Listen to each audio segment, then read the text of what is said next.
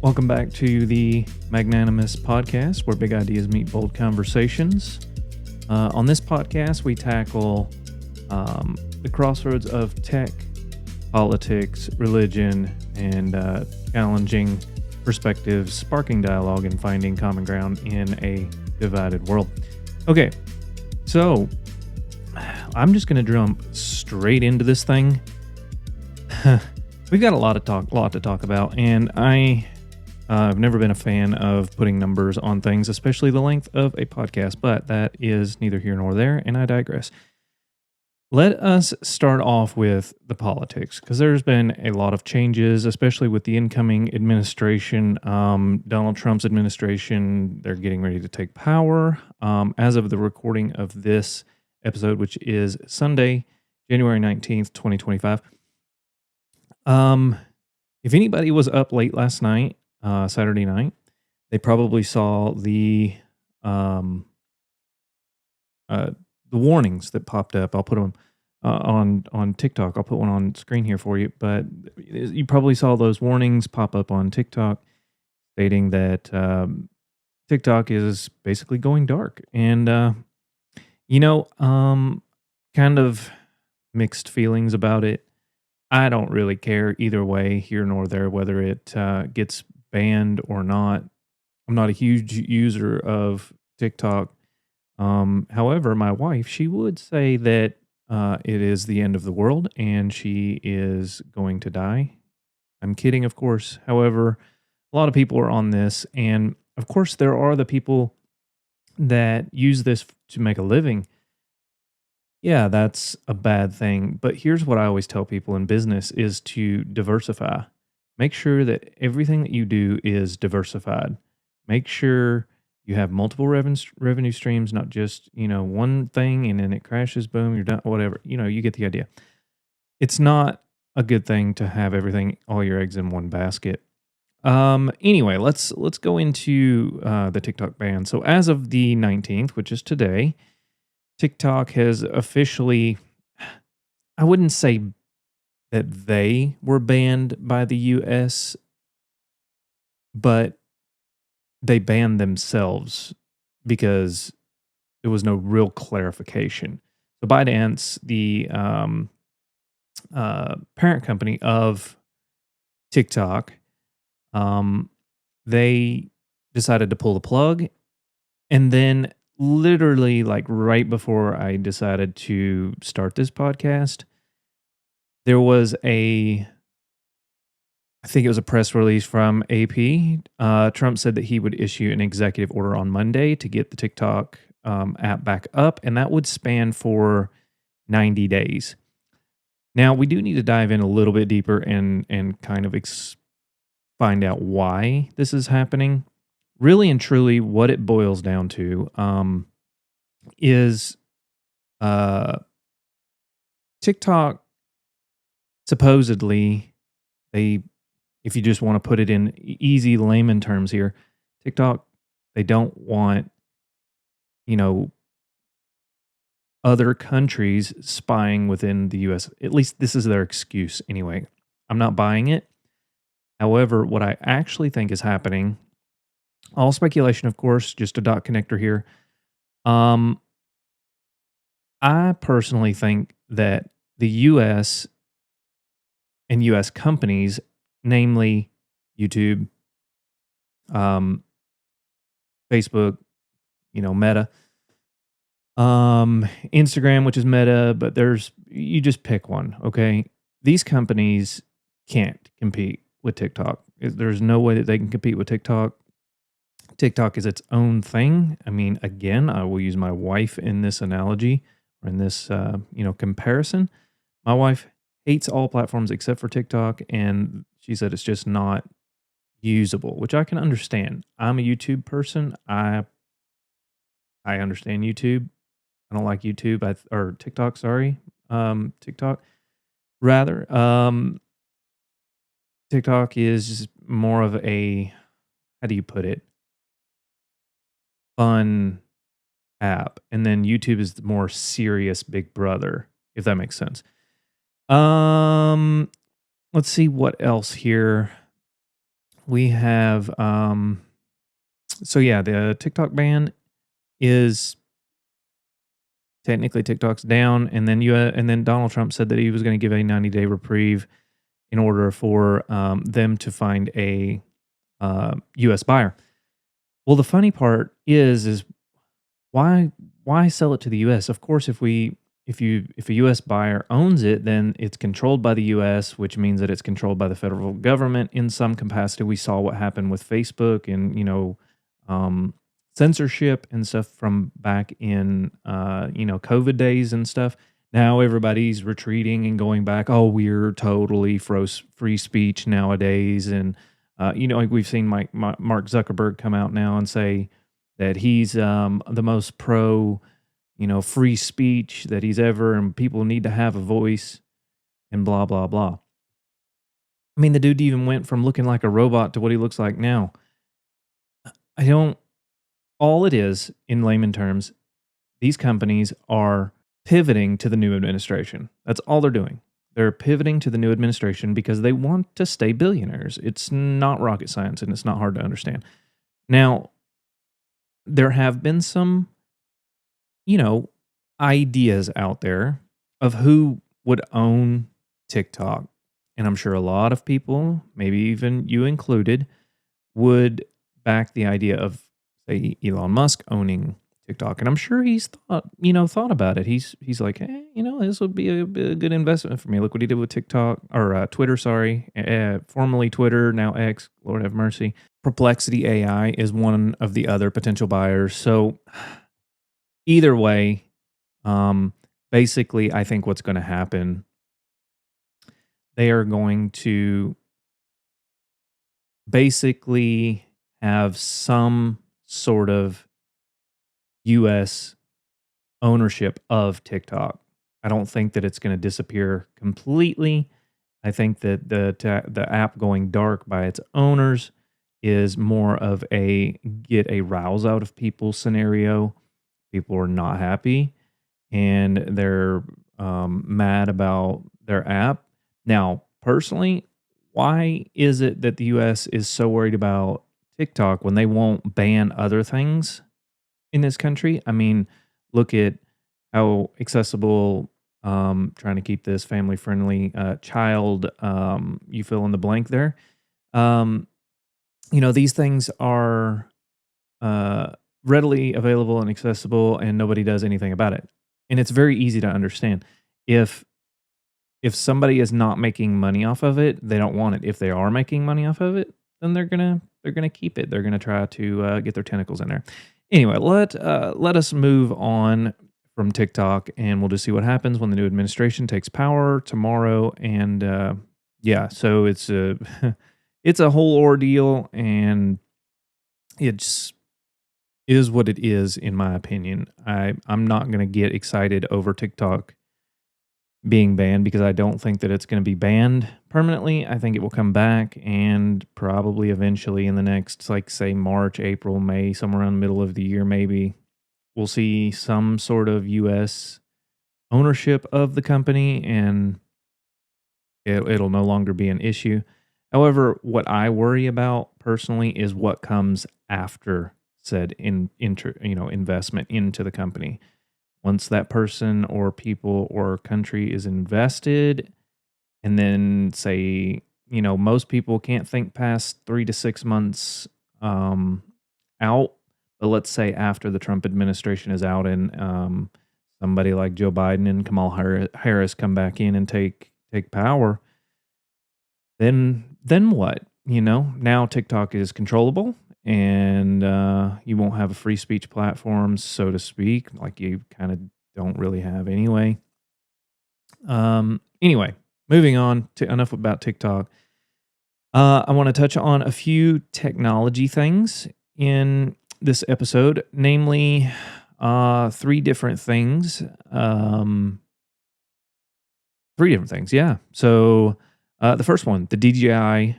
DJI, just speaking of Chinese company, this one is kind of near and dear to me because if you know anything about drones, they've talked about banning the DJI drones within um, the US, and that is because they say that, again, spying. But who stands to gain? That's what you always got to look for. Where's the money going, and who stands to gain from a ban on DJI? So um, DJI just released this new drone. It is a foldable drone, so full coverage on the propellers. So it does technically go into a new category of drones where you could kind of fly over people. It is sub 249 grams, so it doesn't need to be registered. It doesn't need to have any of that. You don't need a license to fly it. Oh, and before we dive down into this rabbit hole, DJI just released. Now, I'm totally for this because it makes my life so much simpler. I fly drones every single day, just about, and it is such a pain in the butt to get clearance from DJI, which never made sense to me. And that was the geofencing. So used to, if you tried to go near like an airport or something, once you got to a certain area, you would have to get clearance from DJI as well as from the FAA, and it was so stupid in my opinion that you had to do this. But now you just assume the liability, and that's what DJI basically said is they put it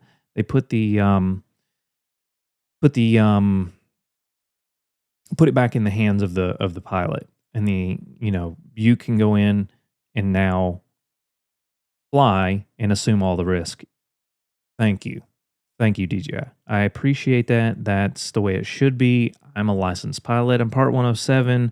I carry insurance. I carry liability insurance. I carry all the things that I need. I have my license.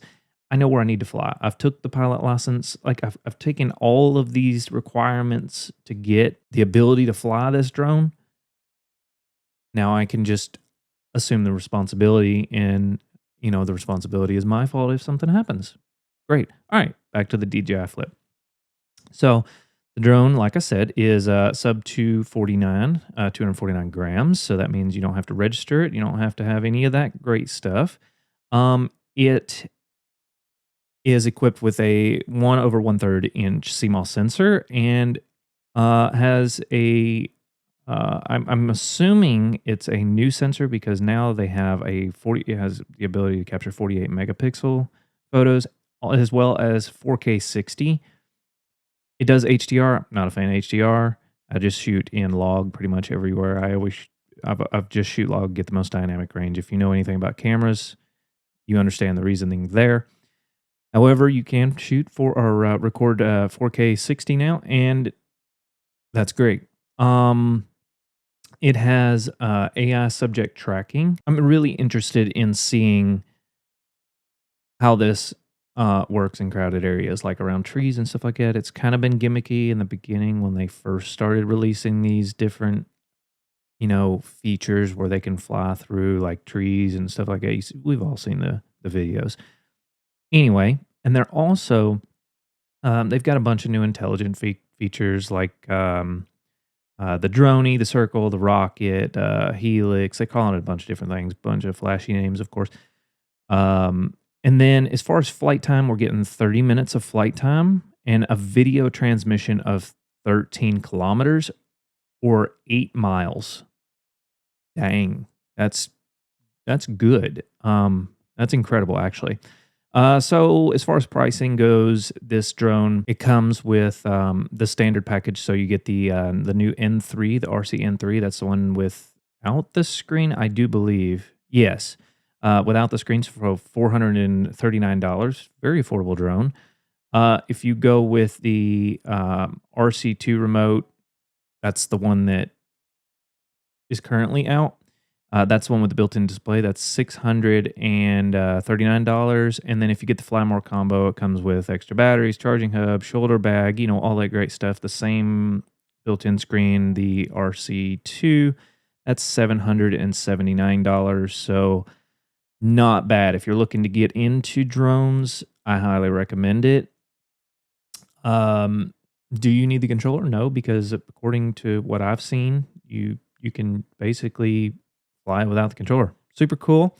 Looking to get into drones, highly recommend. I do recommend, obviously, if you are getting into drones, the main reason everybody gets into drones, let's be honest, is to make money doing this. I've been flying for 7 years. Um, Crashed many drones. I've had many, I don't even know how many man hours or how many air hours I have flown in a drone at this point. The last time I had checked, it was up there. I don't even remember. I looked at it and I don't even know. But it is a lot of hours. Trust me, I fly a lot. And yeah, so get your license if you intend on making money, which most people do, let's be honest. If you go out and do a commercial job and make money off of that job, and the fine is not necessarily huge for you as the operator. Now, $1,200 may not sound like a lot of money for you as an operator, but here's where it gets really costly is for your client. Your client can be fined like I think it's like $13,000. Don't quote me on that, but they can get a massive fine if you're not a registered pilot. It's crazy. Please get your license. All right, moving on. Uh, Unitree to go to air. Where they come up with these names, I do not know, but um, the Unitree is like a robotic dog. It is super cool. And the best part about this dog is it is like $1,600 for the cheaper version. That's crazy.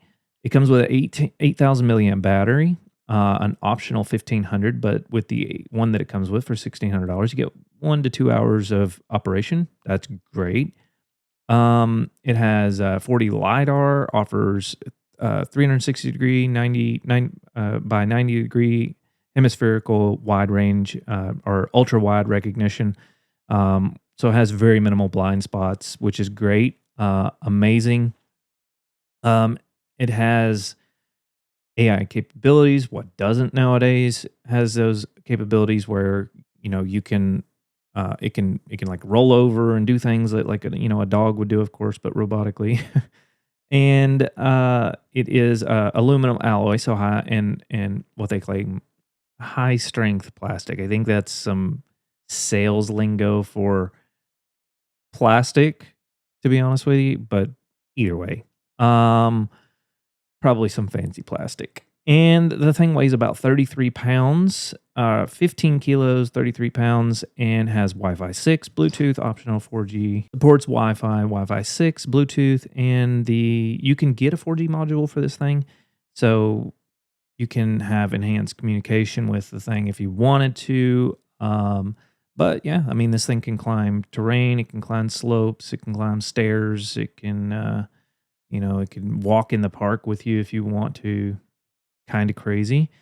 So yeah, that's the Utree Go 2. There is a more expensive version. Well, there's several more expensive versions. But if you remember, before I tell you the price on those, if you remember back when, oh my God, what is the name of that defense contractor for, oh my goodness, I'm drawing a blank on that. The defense contractor for the U.S., Boston Dynamics. So Boston Dynamics, they had one for sale you could buy. I think it was like 10, 20, 30. I don't even remember. It was like 20 grand, 10 grand, something like it. Nuts. Which this company too, Unitree, has one that is quite expensive as well. But if you go up to the pro version, you get some more options. And anyway, I'll post some stuff for you to look at here on the screen. Okay, and then the last thing that I want to talk about here. Now this goes back to something I can relate to. I am 36 years old, so Atari. Atari came out with a Gamestation Pro. Now, I was gonna bring it with me, but I forgot it. But game systems, portable game systems, um, they're kind of like all the rave right now, and this one is exactly that. It's a portable gaming system and has a 7-inch screen built into it, stereo surround, and then has HDMI ports where you can plug it into a TV, which unlike the current systems like the Steam Deck and the other models, you have to buy a separate dock. So this one just got HDMI built into it. Kind of cool. So anybody that's ever played like Steel Pinball, Frenzy, Pac-Man, all those Atari games, those old Atari games, there you go. Is it going to replace an Atari? Probably not. Still kind of cool. Either way, if you're into retro gaming and it's for all ages, young and old, kind of great, kind of cool. Question for the audience. What do you prefer? Do you prefer just like the news type of environment that we have here where we talk about several different things? Do you prefer more politics? I posted a poll on my first episode from last week, and I asked that exact question. Do you prefer more politics? Do you prefer more technology? Do you prefer, or do you not even care really? Drop me a comment. Let me know what you think if you want something different. In the coming episodes, as you can see, we have changed a little bit in the studio. We are still getting it ready. It's still going to change. I've still got to get my other mic arm. I got to get another XLR. Another microphone XLR. Anyway, for the this is the Rodecaster Duo. So we can hook up. I have a whole nother chair sitting over here so that somebody else can come in and sit and we can have conversation with guests. Let me know what kind of things that you would want to see. A couple of other things that I didn't mention in the last podcast was business. I definitely want to talk about business. Maybe not necessarily numbers as far as how much money, but really, I am under the belief from research that I've done that more people will be either self-employed or business owners by the year like 2030, 35, something like that. So in the next 5 to 10 years, more people will be business owners and self-employed, because I think the 9 to 5 it's going to go away. Let's be honest. I mean, the real estate sector for commercial real estate is in trouble. It is collapsing right now and nobody wants it. That means people are going to be pushed indoors into their own homes to, let's say have their own in-home office or in-home whatever. So between the 9 to 5, not necessarily needing a physical brick and mortar, to people like myself that I don't really, I have an office here, but I'm a business owner. You know what I'm saying? Like I'm in a whole different ball game. From all the research that I've done, do believe that we're going to see a major increase in people going into business for themselves, which is great in my opinion. If you'd have went back a couple hundred years ago, basically everybody was business owners anyways. Most people didn't work for companies. It wasn't until the Industrial Revolution that people went into working for companies like, paper mills, steel mills, building of skyscrapers, stuff like that. We're living in a different world now. We're living in the technological age. So you either have to adapt or fall behind. I adapted. I pivoted 7 years ago. So I saw this coming, and I'm in a decent place now to be able to continue to pivot in that direction. Now, how that goes into my faith and where I draw the line with technology, I'll have to go into that in a whole nother podcast in and of itself. If you want to see that, definitely drop me a comment or something like that where I can get an idea for what you guys want to see. But anyway, that is it for this episode. Remember to keep your head up out there and do what you love, no matter what anybody says. And I will catch you guys in the next episode.